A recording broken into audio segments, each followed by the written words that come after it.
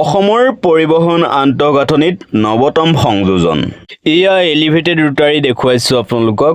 এই এলিভেটেড ৰোটাৰীটো আছে পুৰণি চানমাৰী উৰণ সেতুৰ ওপৰত।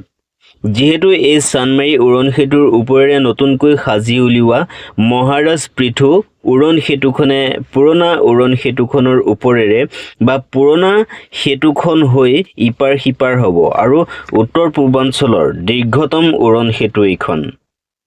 852 কোটি টকা ব্যয়েৰে নিৰ্ধাৰিত 36 মাহৰ বিপৰীতে 28 মাহত সম্পূৰ্ণ হোৱাৰ অভিলেখ গঢ়িছে। যোৱা 10 মাৰ্চ তাৰিখে মুখ্যমন্ত্ৰী ডক্টৰ হিমন্ত বিশ্ব শৰ্মাদেৱে সন্ধিয়া 5 বজাত আনুষ্ঠানিকভাৱে উদ্বোধন কৰে যদিও এতিয়ালৈকে মহাৰাজ পৃথু উৰণ সেতুৰে যান বাহন চলাচল কৰিব পৰা হোৱা নাই। এই উৰণ সেতুখন 4 লেনযুক্ত আৰু দৈৰ্ঘ্য 4.2 কিলোমিটাৰ, প্ৰস্থ হৈছে 15 মিটাৰ। এই উৰণ সেতুখন হোৱাৰ বাবে যান জঁট বহু কমিব, সময় ৰাহি হ'ব, ইন্ধনৰ ব্যৱহাৰ কমিব, বায়ু প্ৰদূষণ আৰু শব্দ প্ৰদূষণ কমিব। এয়াও বিকশিত অসম আৰু অগ্ৰগামী অসমৰ নিদৰ্শন। Thank you, bye bye. পিছত আকৌ পুনৰ এটা নতুন ভিডিঅ'ত লগ পাম।